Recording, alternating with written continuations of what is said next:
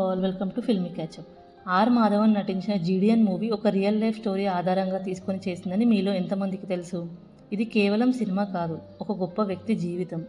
Edison of ఇండియాగా పిలువబడే గోపాల్ దొరైస్వామి నాయుడు జీవితం ఆధారంగా ఈ మూవీని చిత్రీకరించారు. ఆయన ఒక సెల్ఫ్ థాట్ ఇన్వెంటర్, ఒక గొప్ప ఇండస్ట్రియలిస్ట్. అప్పటి బ్రిటిష్ అధికారులు ఎన్ని అడ్డంకులు కలిగించినా వాటిని ఎదుర్కొని చాలా రకాల ఇన్నోవేషన్స్ చేశారు. ఇండియా ఇండస్ట్రీనే మార్చేసిన గోపాల్ స్వామి గురించి తెలుసుకుందాం ఈ వీడియోలో. ఇంతకీ ఈ జీడి నాయుడు ఎవరు? ఈయన 1893లో కోయంబత్తూర్కి దగ్గరగా ఉండే కలంగల్ గ్రామంలో జన్మించారు. వీరిది తెలుగు రైతు కుటుంబం. ఆయనకి స్కూల్కి వెళ్ళడం ఇష్టం లేక చదువుని 3వ తరగతిలోనే వదిలేశారు. కానీ అతనికి మెషిన్స్ అంటే చాలా ఇష్టం. ఒకసారి ఒక బ్రిటిష్ ఆఫీసర్ మోటార్ సైకిల్ని చూశాడు. దాన్ని అతని దగ్గర నుండి కొనాలని 3 సంవత్సరాలు ఒక హోటల్లో వెయిటర్గా పనిచేసి ఆ డబ్బును దాచి దాన్ని కొన్నాడు.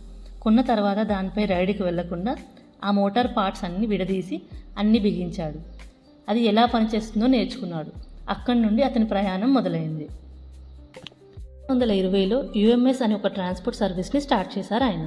ఒక టికెట్ 4 రోజుల వ్యాలిడిటీతో బస్ సర్వీసెస్ అన్ని ఒక సిస్టమేటిక్ వేలో పంక్చువాలిటీతో రన్ అయ్యేలా డిజైన్ చేశారు. రైవల్ ఆపరేటర్స్తో కలిసి యుఎంఎస్ని కోఆపరేటివ్లా నడిపించారు. ఆయనకున్న డెడికేషన్ అండ్ ఐడియాస్తో ఒక బస్సు నుంచి మొదలై 250 బస్సుల వరకు దాన్ని అభివృద్ధి చేశాడు. ఫస్ట్ ఇండిజీనస్ ఎలక్ట్రికల్ మోటార్ని తయారు చేశారు. అంతకు ముందుకు వరకు మనం వేరే దేశాల నుండి ఇంపోర్ట్ చేసుకునేవాళ్ళం. దాంతోపాటు ఆయన సుమారు 100కు పైగా ఇన్నోవేషన్స్ చేశారు. అందులో కొన్ని చూద్దాం. ఒకటి ఎలక్ట్రికల్ రేజర్, కిరోసిన్తో నడిచే fan, vote reading machine, juices తీసే మెషిన్స్, సూపర్ థిన్ బ్లేడ్స్. కానీ అప్పుడున్న బ్రిటిష్ గవర్నమెంట్ ఆయన ఇన్నోవేషన్స్ని చూసి భయపడింది.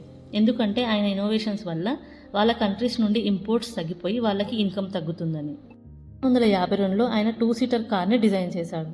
దాని కాస్ట్ 2000 రూపాయలు. కానీ గవర్నమెంట్ లైసెన్స్ ఇవ్వలేదు. దాంతో ప్రొడక్షన్ ఆపేశారు. ఇదొక్కటే కాదు, ఆయన ఇన్వెంట్ చేసిన చాలా ప్రోడక్ట్స్కి లైసెన్సెస్ అండ్ పర్మిషన్స్ ఇవ్వకుండా వాటిని రిజెక్ట్ చేసి వాటిని బయటికి రాకుండా చేశారు అప్పటి అధికారులు. ఎక్కువగా థియేట్రికల్ టెక్స్ట్ బుక్ ఎడ్యుకేషన్ కన్నా ప్రాక్టికల్ లెర్నింగ్తోనే గ్రోత్ సాధ్యమని, 4 సంవత్సరాలు ఉన్న బీటెక్ కోర్సెస్ వల్ల టైం వేస్ట్ అవుతుందని, దాన్ని 2 సంవత్సరాల ప్రాక్టికల్ లెర్నింగ్తోనే చెప్పొచ్చని తయారు చేసిన సిలబస్ రీఫార్మ్ని అప్పటి బ్రిటిష్ గవర్నమెంట్ రిజెక్ట్ చేసింది. బ్రిటిష్ అధికారులు, ట్యాక్స్ ఆఫీసర్స్, ఆయన చుట్టూ ఉండే వ్యాపారులు ఆయనను చూసి ఓర్వలేక చాలా రకాల ఇబ్బందులకు గురి చేశారు. ఎలా అంటే లేనిపోని ట్యాక్స్ ఇవేషన్ కేసులు పెట్టి, ట్రీజన్ అలిగేషన్స్ ఆయనపై మోపి, కొలోనియల్ ఎస్టాబ్లిష్మెంట్ కాన్ఫ్లిక్ట్స్ చూపించి కౌంటర్ఫిట్ కరెన్సీ దాడులు చేశారు. ఇలా ఆయన ఇన్వెన్షన్స్ని చాలా వరకు మొదట్లోనే ఆగిపోయేలా చేశారు అప్పటి అధికారులు. ఆయన జపాన్తో బిజినెస్లు చేశాడని, హిట్లర్ని కలిశాడని దాన్ని ట్రీజన్గా చూపించి లైసెన్సెస్ రాకుండా చేశారు. ఎందుకంటే అవి బ్రిటిష్ ఇంపోర్ట్ సిస్టమ్కి థ్రెట్గా అనిపించి అలా ఇబ్బందులు పెట్టారు. 1944లో ఆయన ఈ బిజినెస్ వెంచర్స్ నుండి రిటైర్మెంట్ తీసుకొని దాని తర్వాత తన జీవితాన్ని philanthropy, public service and practical education development కోసం తన సమయాన్ని డెడికేట్ చేశారు. 1945లో పాలిటెక్నిక్ కోర్సెస్ని ఇంట్రడ్యూస్ చేసి కాలేజెస్ని స్టార్ట్ చేశారు. ఆర్థర్ హోప్ కాలేజ్ ఆఫ్ ఇంజనీరింగ్ని కూడా స్టార్ట్ చేశారు. లో కాస్ట్ అలోపతి అండ్ సిద్ధ ట్రీట్మెంట్ సెంటర్స్ కోసం భారీగా డొనేషన్స్ ఇచ్చారు.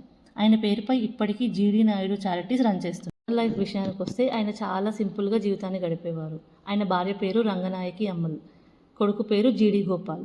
ఆయన ఒక కంప్లీట్లీ వెజిటేరియన్. ఫోటోగ్రఫీ అంటే చాలా ఇష్టం అంట ఆయనకి. గాంధీ, నెహ్రూ, సుభాష్ చంద్రబోస్ గార్ల ఫోటోలను కూడా తీశారు. హిట్లర్ని కూడా కలిశారని అంటారు. ఆయన సంపాదనలో చాలా భాగం ఫిలాంథ్రఫీకి ఇచ్చేశారు. అగ్రికల్చర్లో చాలా రకాల ఇన్నోవేషన్స్ చేశారు ఆయన. ఇలా చెప్పుకుంటూ పోతే ఎన్నో ఉన్నాయి ఆయన గురించి. ఆయన చేసిన ఇన్నోవేషన్స్ని అన్నింటినీ మ్యూజియంలో అందరూ చూడడానికి, ఆయన గురించి తెలుసుకోవడానికి ఏర్పాటు చేశారు. 1974లో ఆయన చనిపోయినప్పుడు తమిళనాడు సీఎం అన్నాదురై ఇలా అన్నారు: మన సమాజం జీడి నాయుడు మేధస్సుని సరిగ్గా ఉపయోగించుకోలేదు అని. వి రామన్ కూడా ఆయన మేధస్సును, ఆయనకి సమాజం పట్ల ఉన్న ప్రేమ, అందరికీ సహాయం చేయాలనే తపన ఎంతో గొప్పదని, mister Naidu is truly a man in a million అని ఆయన గురించి చెప్పారు. ఆయన ఇంటెలిజెన్స్ని మన దేశం గనక ఉపయోగించుకుని ఉంటే, ఆయనకి గవర్నమెంట్ సహాయ సహకారాలు ఉండుంటే మన దేశం యొక్క అభివృద్ధి వేరే విధంగా ఉండేది కావచ్చు. నిజంగా జీడి నాయుడు గారిని ఎడిసన్ ఆఫ్ ఇండియా అనడంలో ఎటువంటి అతిశయోక్తి లేదు. జీడియన్ మూవీ ట్యాగ్లైన్ ఏంటో తెలుసా? Feared by British, forgotten by countrymen.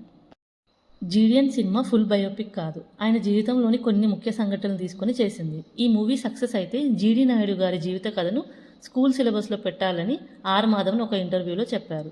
అది నిజంగా జరగాలని కోరుకుందాం. మూవీలో మాధవన్, ప్రియమణి, దుషారా విజయన్, సత్యరాజ్, జయరాం, వినయరాం తదితరులు నటించారు. కనీసం ఇప్పటికైనా ఈ మూవీ ద్వారా జీడీ నాయుడు గారి గురించి, ఆయన ఇన్నోవేషన్స్ గురించి అందరికీ తెలియాలని మనస్ఫూర్తిగా కోరుకుందాం. థ్యాంక్స్ టు జీడిఎన్ మూవీ టీమ్.